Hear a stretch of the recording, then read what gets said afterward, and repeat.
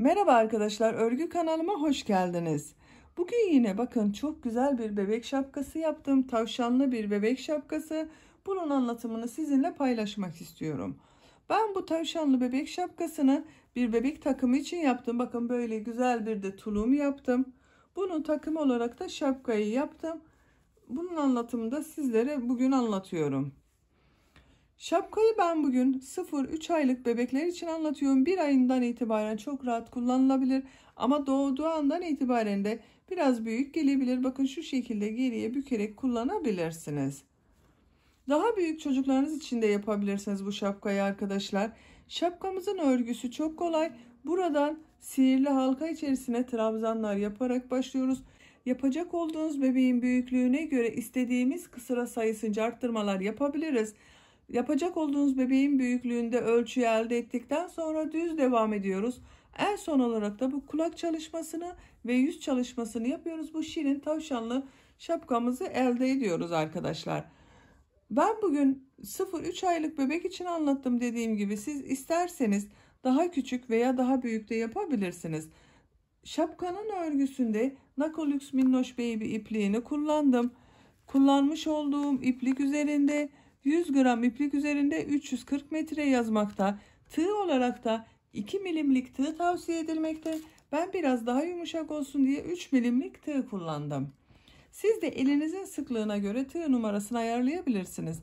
Daha büyük olsun istiyorsanız daha büyük numaralı 3,5-4 numara tığlarda kullanabilirsiniz.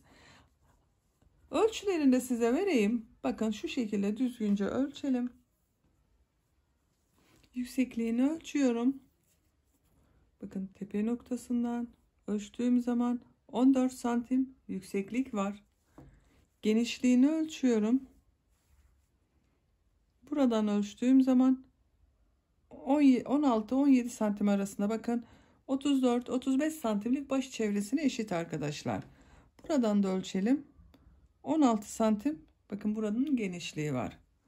Bu da 0-3 aylık bebek için güzel bir ölçü.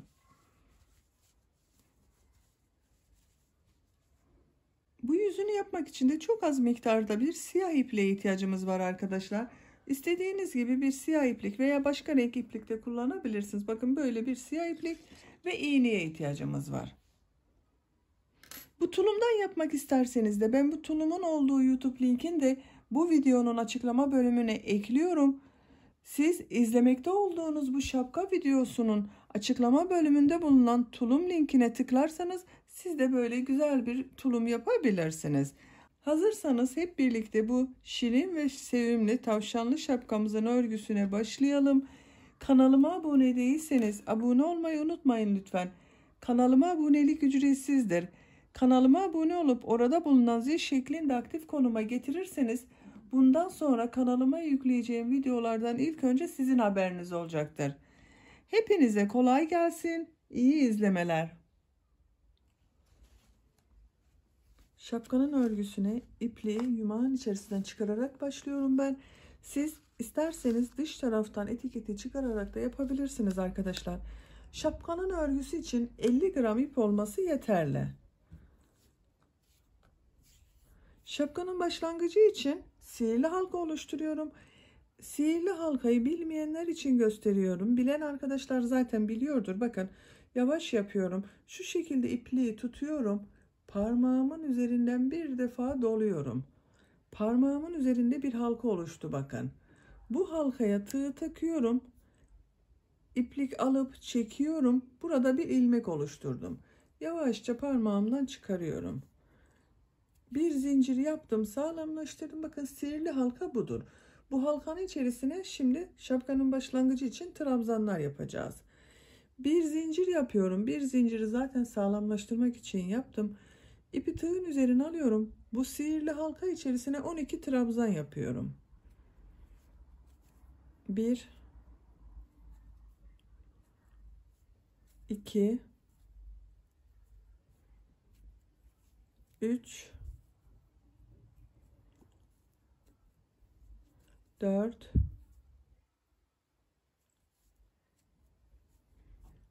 5 6 7, 8, 9, 10,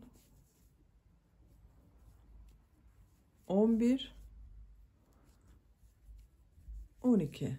Siz hangi büyüklükte bebek için veya çocuk için yapacaksanız fark etmez. Başlangıcı 12 trabzan olarak başlıyoruz. Arttırma sırasını daha fazla veya daha az yaparak şapkanın büyüklüğünü elde ediyoruz arkadaşlar. Bu başlangıçlar hepsinde 12 oluyor.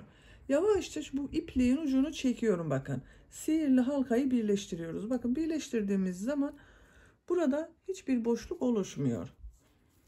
Bu son ilmek ile ilk yaptığım bu ilmeğe tığ takıyorum. İlmek kaydırması yaparak birleştiriyorum. Bakın iplik aldım, çektim. Tığın üzerinde bulunan ilmekten de çektim. Burayı birleştirdim. Yuvarlak bir görüntü elde ettim. 1, 2 zincir yapıyorum. İpi tığın üzerine alıyorum. Kısa trabzanlar yapacağız.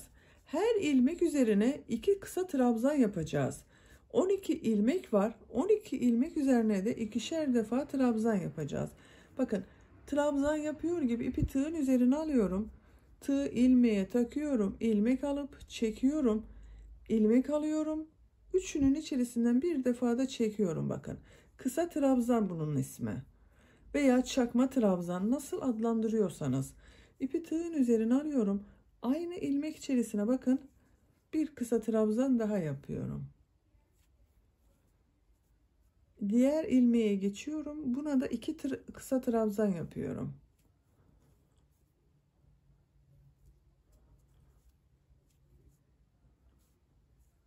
Her ilmeğe 2 kısa trabzan yapıyorum.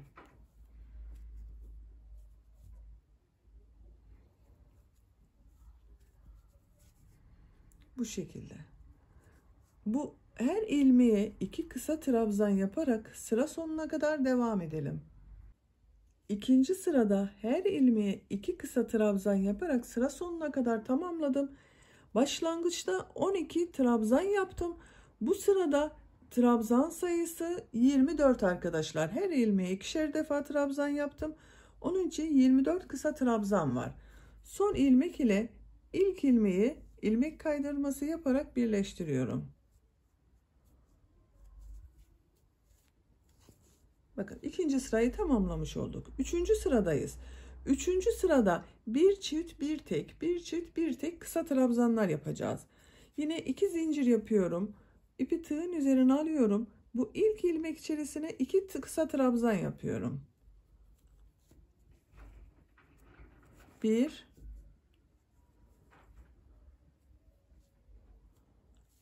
2. İpi tığın üzerine alıyorum. Diğer ilmeğe tek kısa trabzan yapıyorum. Bakın bir tane yaptım. İpi tığın üzerine alıyorum. Üçüncü ilmeğe 2 kısa trabzan yapıyorum. 1, 2. Tek kısa trabzan yapıyorum diğerine. Buna 2 kısa trabzan yapıyorum. 1, 2. Bakın. Bir çift bir tek, bir çift bir tek, bir çift bir tek olacak. Sıra sonuna kadar devam edelim. Bu sırayı bir çift bir tek, bir çift bir tek kısa trabzanlar yaparak sıra sonuna kadar tamamladım. Toplam 12 çift kısa trabzan yaptım. 12 arttırma oldu. Üçüncü sırada ilmek sayısı 36 oldu. Bakın sıra başında çift kısa trabzan ile başladım. Sıra sonunda tek kısa trabzan oldu. Bu ilmek ile ilk ilmeği ilmek kaydırması yaparak birleştiriyorum.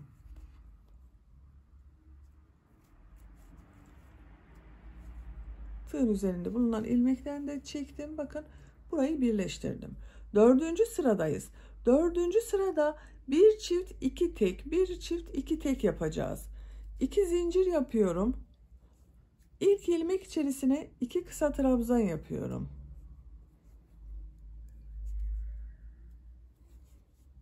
Bir, bakın aynı ilmeğe ikinci kısa trabzanı yapıyorum. Diğer iki ilmeğe tek kısa trabzan yapıyorum. 1, 2. Bunu çift kısa trabzan yapıyorum. Bakın aynı ilmeğe 2 kısa trabzan yapıyorum. 2 ilmeğe tek kısa trabzan yapıyorum.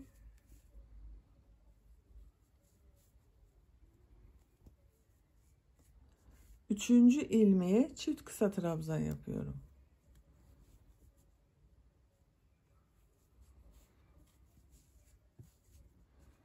Bu şekilde.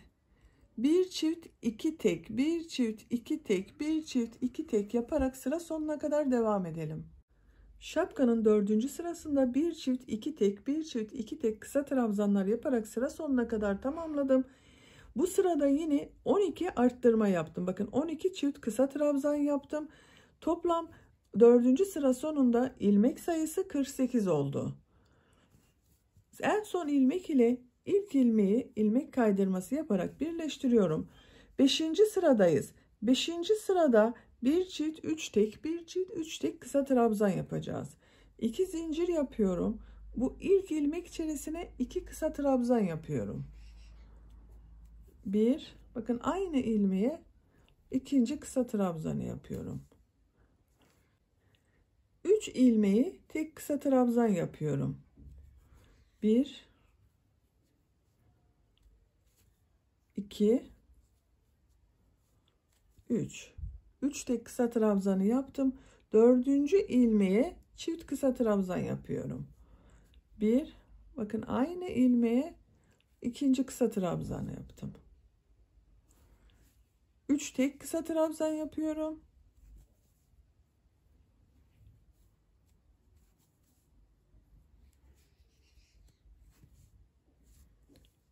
Bakın 4. ilmeğe çift kısa trabzan yapıyorum. Bu şekilde. Bu sırayı böyle devam edeceğiz. Bir çift 3 tek, bir çift 3 tek kısa trabzanlar yaparak sıra sonuna kadar devam edelim. 5. sırada bir çift 3 tek, bir çift 3 tek kısa trabzanlar yaparak sıra sonuna kadar tamamladım. Sıra sonunda ilmek kaydırması yaparak sırayı birleştirdim. Bu sırada yine 12 arttırma yaptık.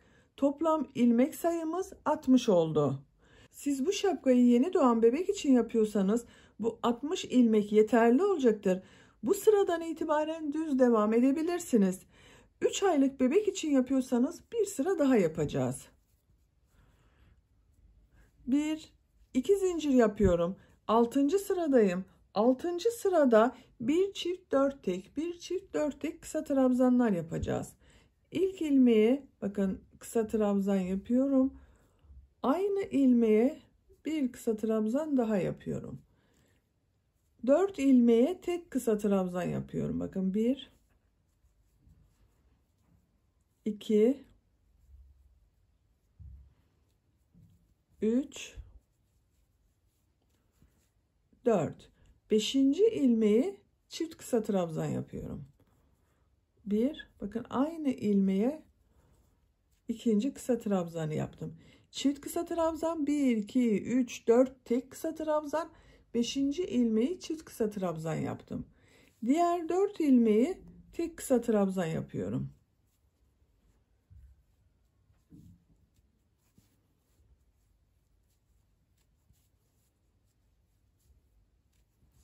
Bakın 4 tek kısa trabzan yaptım.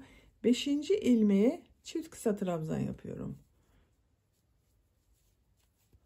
Bu şekilde. Bu sırayı böyle devam edeceğiz. Bir çift 4 tek, bir çift 4 tek kısa trabzanlar yaparak sıra sonuna kadar devam edelim. Bu sırada kısa trabzanları bir çift 4 tek, bir çift 4 tek yaparak sıra sonuna kadar tamamladım. Yine 12 çift trabzan yaptım. 12 arttırma oldu. Bu 6. sırada ilmek sayısı 72 oldu arkadaşlar. Bir sırada 72 kısa trabzan var. Bakın sıra başına çift kısa trabzan başladım. Sıra sonunda 4 tek kısa trabzan oldu. Son ilmek ile ilk ilmeği kaydırma yaparak birleştiriyorum. Bu arttırma sırası benim yapacağım şapkanın büyüklüğü için yeterli. Siz daha büyük bebekleriniz için yapıyorsanız Bir sıra daha arttırma yapın. Ben bugün bu şapkayı 3 aylık bir bebek için yapıyorum. 72 ilmek ile arttırmayı bitirdim. Artık 72 ilmek ile şapkanın örgüsüne devam ediyorum. Siz bu şapkayı 6 aylık bir bebek için yapmak istiyorsanız bir sıra daha arttırma yapmanız gerekecek. Bir sonraki sırada 7. sırada bir çift 5 tek, bir çift 5 tek kısa trabzanlar yapın. Sıra sonunda yine 12 arttırma olacak ve ilmek sayısı 84 olacak. 1 yaş bebeğiniz için yapmak istiyorsanız da bir sıra daha arttırma yapın. 8. sırada da arttırma yapın. 8. sırada bir çift 6 tek, bir çift 6 tek olacak. Sıra sonunda elde edeceğiniz ilmek sayısı 96 olacak. Her sırada 12 ilmek artıyor arkadaşlar. Buna göre yapacak olduğunuz bebeğinizin büyüklüğüne göre şapkayı düz devam edebilirsiniz. Ben bu 72 ilmek ile şapkanın örgüsüne düz devam ediyorum. 2 zincir yapıyorum. İlk ilmeğe bakın bir kısa trabzan yapıyorum. Artık arttırma yapmayacağım için çift kısa trabzan yapmıyorum. Diğer ilmekleri de birer defa kısa trabzan yapıyorum.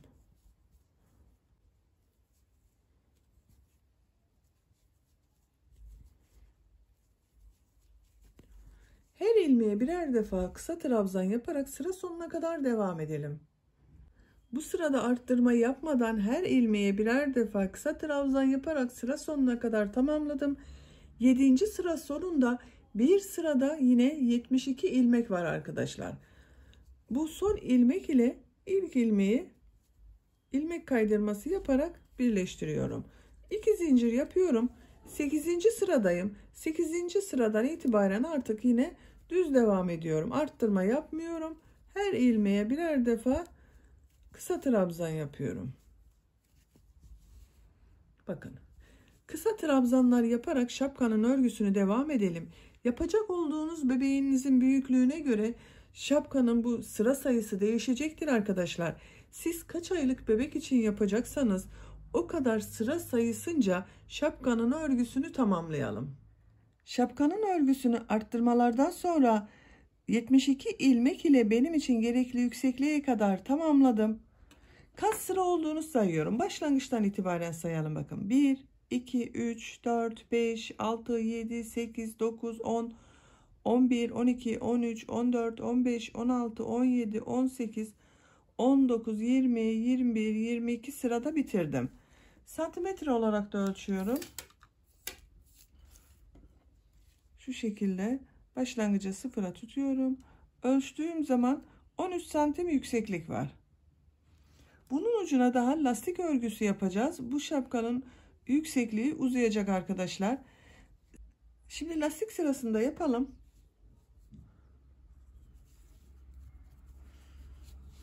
Bakın sırayı kapadım. Buradayım. Bir zincir yapıyorum. İpliği tığın üzerine alıyorum. Bu ilk gördüğüm bakın bu yarım trabzanı tığ boşluğa takıyorum. Üzerine yapmıyorum. Tığ boşluğa takıyorum. İlmek alıyorum. Yarım trabzan yapıyorum. İkinci olan bakın bu yarım trabzanı ters taraftan boşluktan alıyorum. Yarım trabzan yapıyorum. Diğerini de aynı şekilde bakın bu taraftan düz taraftan boşluktan alıyorum. Yarım trabzan yapıyorum. Bir düz bir ters yarım bu trabzanlar yapıyoruz bakın. Boşluklardan alarak yapıyoruz ama. Ters taraftan boşluktan alıyorum. Yarım trabzan yapıyorum. Düz taraftan boşluktan alıyorum. Yarım trabzan yapıyorum. Sıra sonuna kadar devam edelim. Bu sırada bir düz bir ters boşluklardan alıp yarım trabzan yaparak bakın sıra sonuna kadar tamamladım. Görüntü olarak böyle lastik örgüsü görüntüsü elde ettik. En son bakın düz taraftan boşluktan alarak yarım trabzan yaptım. Bunu ilk yaptığım bakın burada bir zincir yapıp bir yarım trabzan yaptım. Bunun üzerine tığ takıyorum. İlmek alıp çektim. Tığın üzerinde bulunan ilmekten de çektim. İlmek kaydırması yaparak bakın sırayı birleştirdim. Bir zincir yapıyorum. Bir üst sıraya çıkmak için ipliği tığın üzerine alıyorum. Bu sırada da burada yaptığımız lastik örgülerini nasıl görüyorsan o şekilde boşluklardan alarak trabzan yapacağız. Bakın ilk olan düz tarafta görünüyor. Düz taraftan boşluktan alıyorum. Yarım trabzan yapıyorum. Diğeri ters tarafta görünüyor. Ters taraftan boşluktan alıyorum. Yarım trabzan yapıyorum. Düz tarafta görünüyor. Düz taraftan boşluktan alıp yarım trabzan yapıyorum. Ters tarafta görünüyor. Ters taraftan alıp yarım trabzan yapıyorum. Bakın. Yine aynı lastik örgüleri devam ediyor. Ama nasıl görüyorsan o şekilde boşluklardan alarak yarım trabzan yapıyoruz. Sıra sonuna kadar devam edelim. Sıra sonunda ilmek kaydırması yaparak birleştirelim. Bir üst sıraya çıkalım. Tercihinize göre bu lastik örgüsünü kaç sıra yapmak istiyorsanız tamamlayalım gelelim. Şapkanın örgüsünü bakın bir düz bir ters boşluklardan alıp yarım trabzan yaparak ben tamamladım arkadaşlar. 1, 2, 3, 4 sıra lastik görünümü elde ettim. Bu yükseklik benim için yeterli. Siz isterseniz bir sıra daha devam edebilirsiniz. En son ilmeği ilmek kaydırması yaptım. İpliği burada kesiyorum.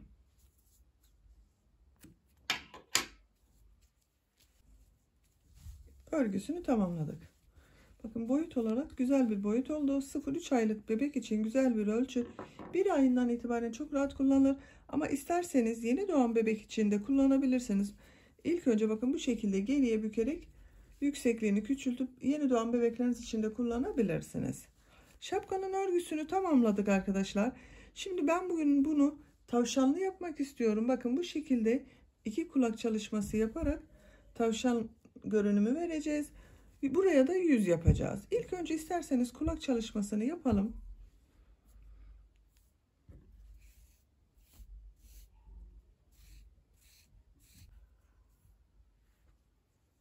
Buradan zincir yaparak başlıyoruz kulak örgüsüne. İlk ilmeği oluşturuyorum. Ve zincirlerimi yapmaya başlıyorum. 6 zincir yapıyorum. 1, 2, 3, 4, 5, 6.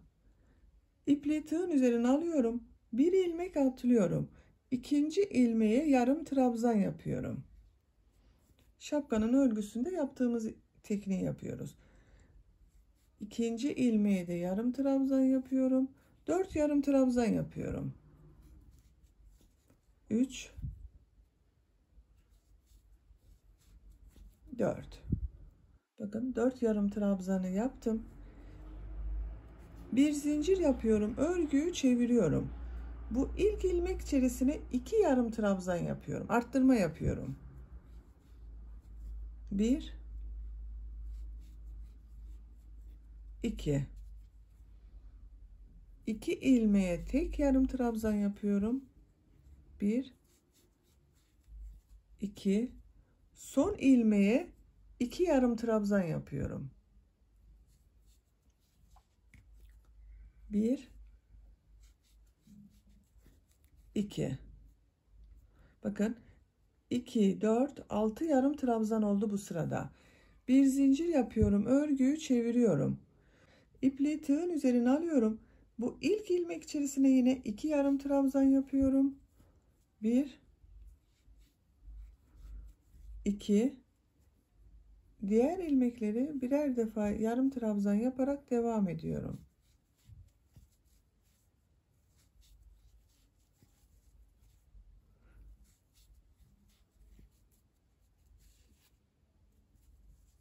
Son ilmeğe 2 yarım trabzan yapıyorum yine.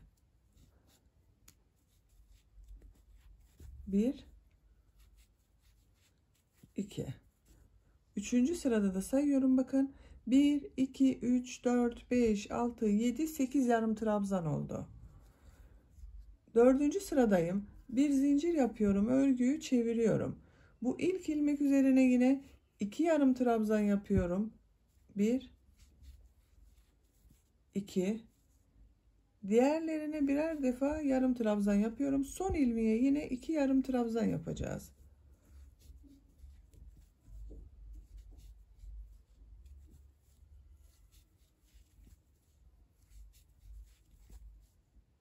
Bakın son ilmeğe geldim. Buna 2 yarım trabzan yapıyorum. Bu sırada da 2, 4, 6, 8, 10 yarım trabzan oldu. Bir zincir yapıyorum. Örgüyü çeviriyorum. Bu ilk ilmek üzerine 2 yarım trabzan yapıyorum.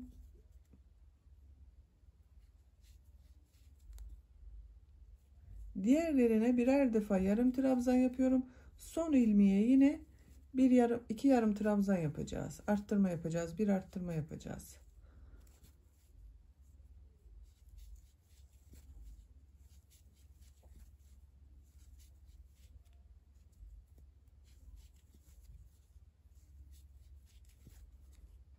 Bakın son ilmeğe geldim. Buna 2 yarım trabzan yapıyorum.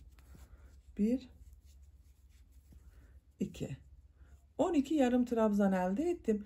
Bu benim için yeterli. Siz daha büyük bir kulak istiyorsanız bir sıra daha arttırma yapabilirsiniz. Ben buradan itibaren bu 12 ilmek ile kulak örgüsüne devam ediyorum. Bakın bir zincir yapıyorum. Örgüyü çeviriyorum. Bu ilk ilmek üzerine bir yarım trabzan yapıyorum. Diğer ilmekler üzerine de birer defa yarım trabzan yapıyorum. Artık arttırma yapmadım bakın bu sırada.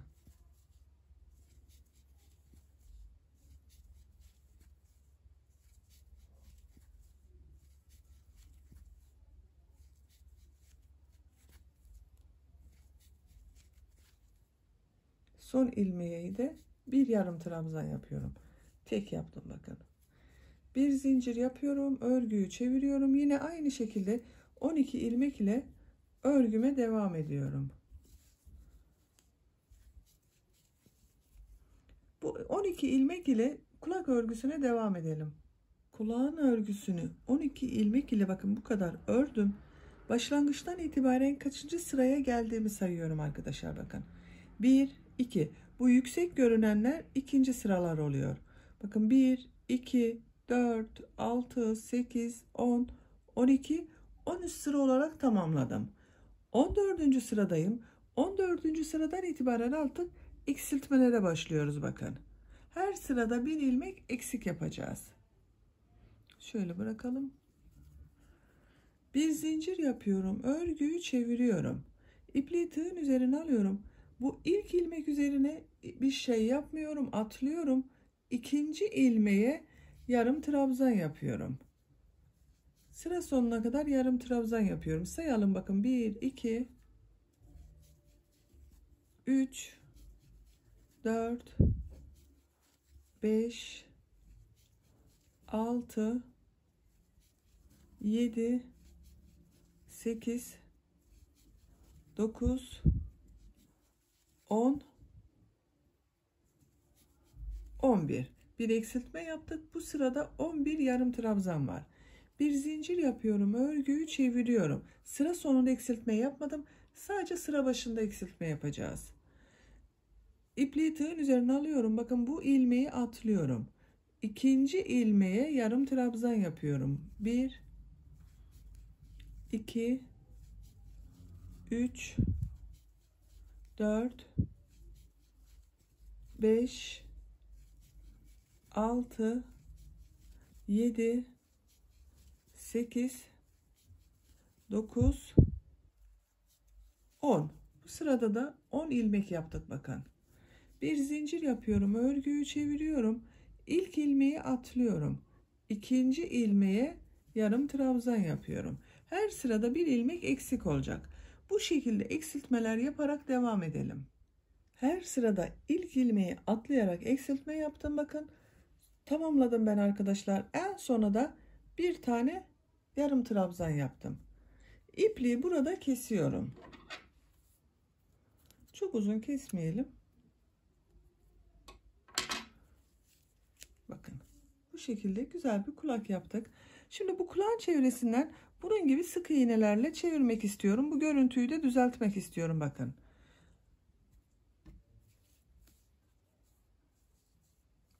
Buradan başlıyorum.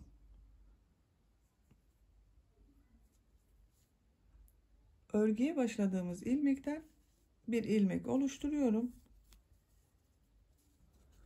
Bir zincir yaptım, sağlamlaştırdım. İlk ilmek içerisine bakın, sık iğne şeklinde çevirme yapıyoruz. Sık iğne yapıyorum. İkinci ilmeğe sık iğne yapıyorum. Her sıraya bir sık iğne denk geliyor bakın. Her sıraya bir sık iğne yapıyorum.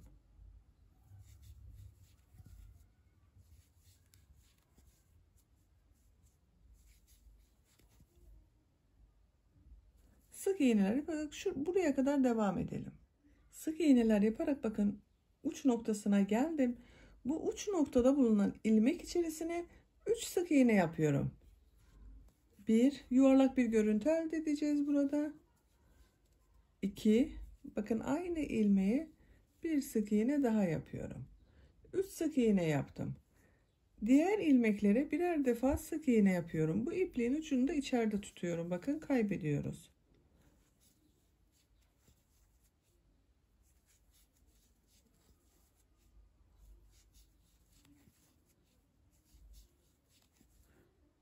Sık iğneler yaparak devam edelim. Bakın sık iğneleri de yaparak başladığımız bölüme kadar geldim.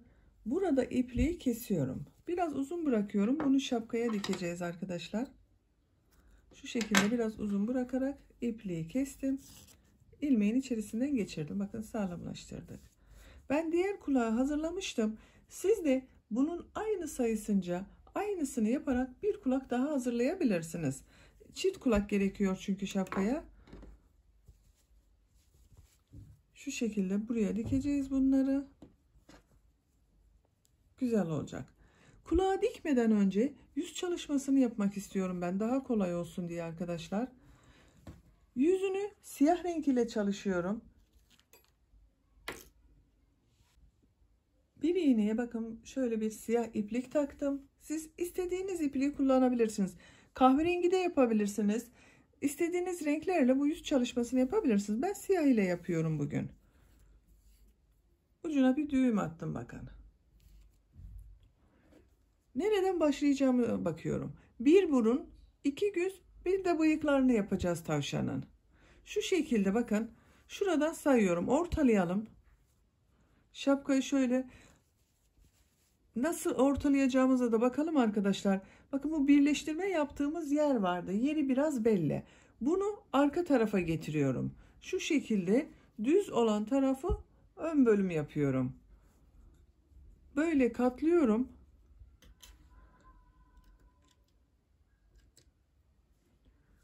Buradan sayıyorum bakın lastik örgüsünden sonra. 1, 2, 3, 4, 5, 6, 7.'ye tam bakın ortada 7.'ye işaret takıyorum. 2, 4, 6, 7.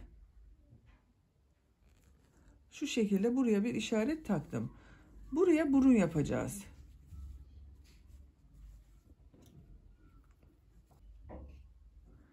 Örgünün ters tarafından bakın şapkanın ters tarafından burada bir siyah ile bir ilmek bağlantısı yapalım. Çektim. Düğüm atmıştım bakın buraya. Düğümün buradan aradan geçiriyorum. Çekiyorum. Arkada sabitledim. Bu işaret yaptığım yere şöyle bir iğneyi takayım. Yukarıya çekeyim. Yeri belli olsun. İşareti çıkaracağız çünkü. Bakın bu bir ilmeğin üzerine burun yapacağız. Şu şekilde üzerine değil bakın buraya değil. Onun bir yanına kaydırarak iğneyi takıyorum. Hemen yanında bulunan ilmekten çektim.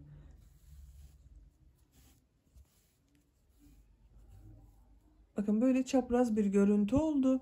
Bunun çaprazına geliyorum. Burada bulunan ilmeğe takıyorum. İğneyi ters taraftan çekiyorum.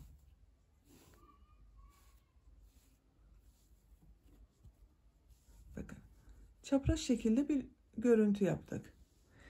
Daha belirgin olsun isterseniz bunu ikişer defa da yapabilirsiniz. İkişer defa yapalım isterseniz. Bakın şu şekilde tekrar üzerinden yapıyorum. Diğer taraftan çekiyorum.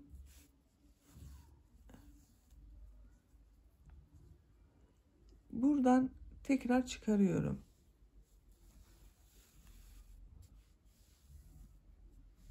Bakın burnunu yaptık. Şimdi gözlerini de yapalım. Göz için bakın şu orta. Ortada 3 ilmek kalacak. Bu ilmeğin bakın çaprazından bir ilmek kaydırarak bir ilmek de yukarıda bırakıyorum. Bakın bir sıra yukarıdan bırakıyorum. Bir ilmek de kaydırıyorum. Buraya bakın iğnenin ucunu çektim, çıkardım. Çaprazına iğnenin ucunu takıyorum, çekiyorum. Bakın çaprazını aldım. Şimdi diğer gözü yapalım. Arada 3 ilmek atlayacağız. 1 2 3. Bakın 3 ilmek atladım. 4. ilmeğe iğnenin ucunu taktım. Çaprazına yapıyorum bakın.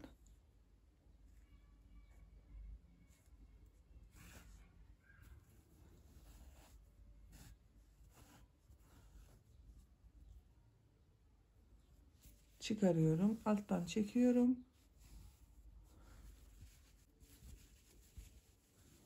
Bakın gözlerini ve burnunu yaptık. Şimdi bu burnunun iki tarafına bıyıklar yapacağız. 3 bıyık bu tarafa, 3 bıyık bu tarafa yapacağız. Nereye yapacağıma bakıyorum. Bir bıyığı hemen bu burnun bittiği sıraya, bir sonrakini buraya bakın. Bir sonrakini de buraya. Kaç oluyor? 2, 4, 5 ilmek sayıyorum yukarıya buradan bakın. 1, 2, 3, 4, 5. Buradan burundan sonra 2 ilmek sayarak iğnenin ucunu çekiyorum. Bakın burundan sonra 1, 2 var.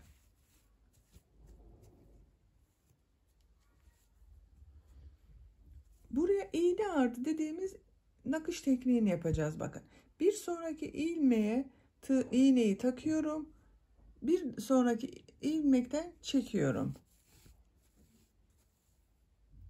Geriye dönüyorum. Bu iğneyi çıkardığım bakın bu ilmeğe iğneyi takıyorum. Bir sonraki ilmekten iğnenin ucunu çekiyorum. Tekrar geriye dönüyorum. Bir ilmek atlıyorum. İğnenin ucunu çekiyorum bakın.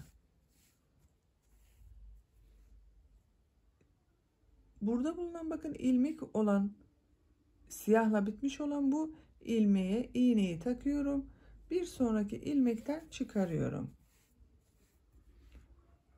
Tekrar bakın bu ilmeğe takıyorum. Bir sonraki ilmekten iğnenin ucunu çekiyorum. Bu yeterli. Bakın sayıyorum. 1, 2, 3, 4, 5, 6, 7. bu. 7. de bıraktım bakın. İğneyi takıyorum. Ters taraftan çekiyorum. İleriye gitmiyorum artık. Bu uzunluk yeterli bir bıyık için. Örgünün ters tarafından ilmek aralarından geçerek bu bıyığa başladığım yere getiriyorum. Bakın çektim, artık oradayım. Buradan bir üst ilmeğe iğnenin ucunu takıyorum. Burundan sonra bakın bir iki ilmek kaldı. Burnun olduğu sıradayım bir de. Çekiyorum. Bu bıyık örgüsünü biraz çapraz yapacağız. Şu şekilde biraz çapraz yapacağız. Düz yapmayacağız. Bunu yaptığım gibi düz gitmeyeceğim. Bir sonraki sıradan çapraz görüntü yapacağız.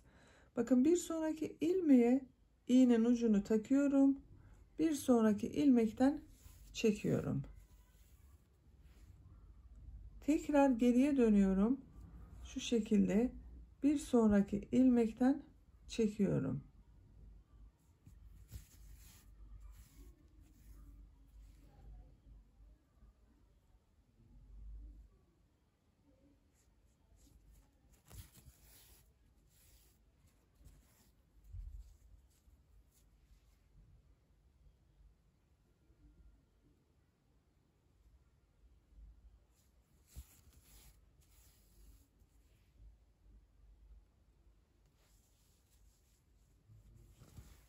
Ters taraftan çekiyorum.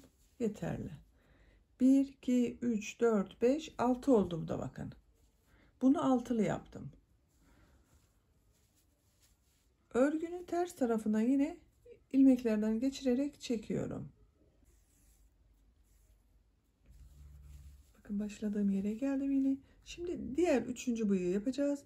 Onun bir alt sırasında bulunan bakın ilmeğe iğnenin ucunu taktım.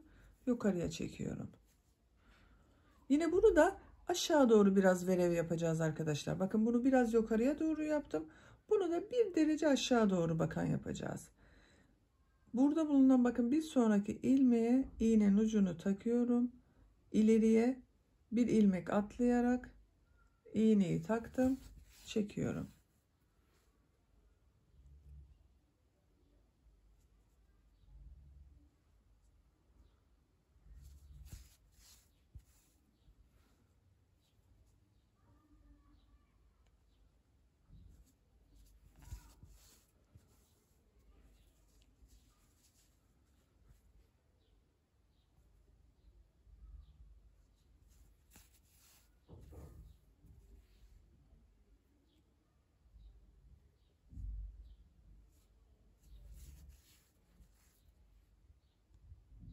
Kapatıyorum bakın burada.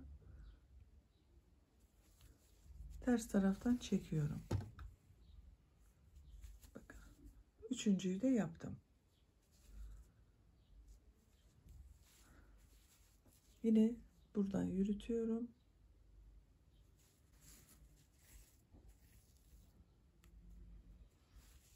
Bakın bir tarafın bıyıklarını yaptık. Şimdi bunun aynısını diğer tarafa yapacağız. Bakın buradayım. Biraz alttan ilmeklerin arasından geçirelim. Diğer tarafı yapacağımız yere kadar boş iplik görünmesin arkadaşlar. Bakın şu şekilde ters taraftan iplikleri geçirdim. İlk önce yine orta bıyığı yapalım. Sayıyorum burundan sonra bakın 1 2 ilmek atlıyorum.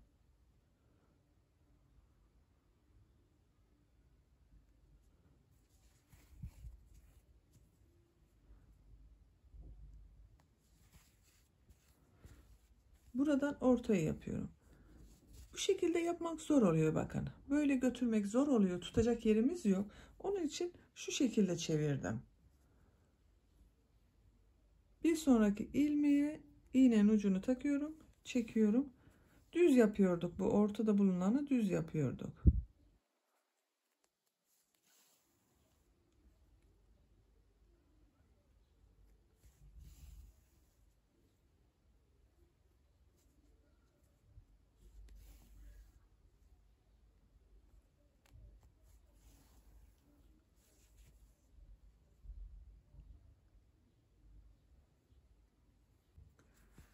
Ters taraftan çekiyorum.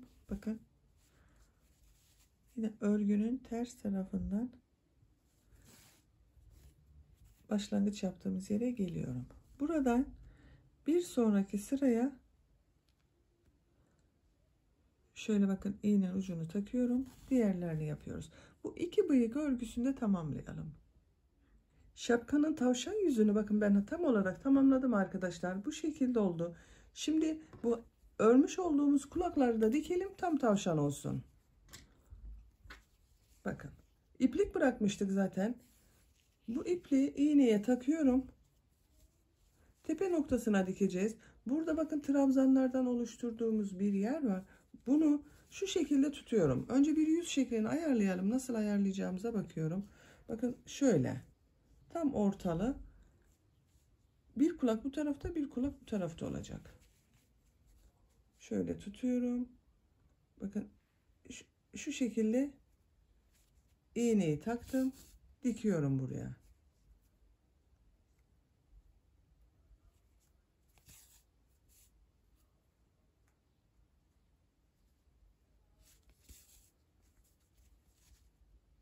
Bakın güzel oldu.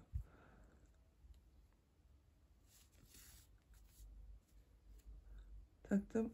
Şapkanın altından iğnenin ucunu çıkarıyorum. Burada sabitliyorum.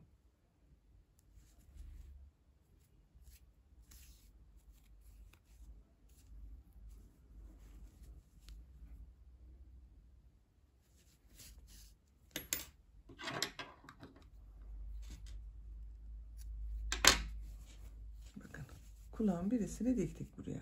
Şimdi diğer kulağını da dikelim. Diğer kulakta yine aynı şekilde iğneye taktım. Bakın ipliğin ucunu. Onu da diğer tarafa ayarlayacağız. Yine aynı şöyle tutuyorum. Diğer tarafına şu şekilde yerleştiriyorum bakın. Diğer kulağı diktiğimiz gibi bunu da dikiyorum.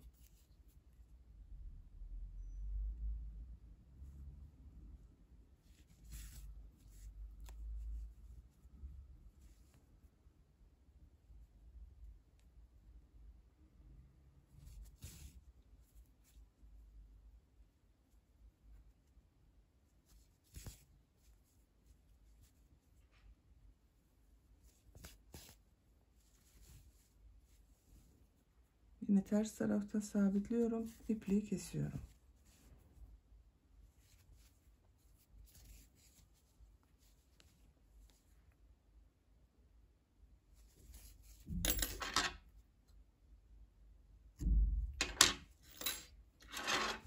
Bakın kulakları da yaptık. Şapkayı böylece tamamlamış olduk. Çok şirin oldu. Bunu bebeğimiz giydiği zaman çok şirin olacak. Şapkanın bitmiş olarak size ölçülerini ölçüyorum.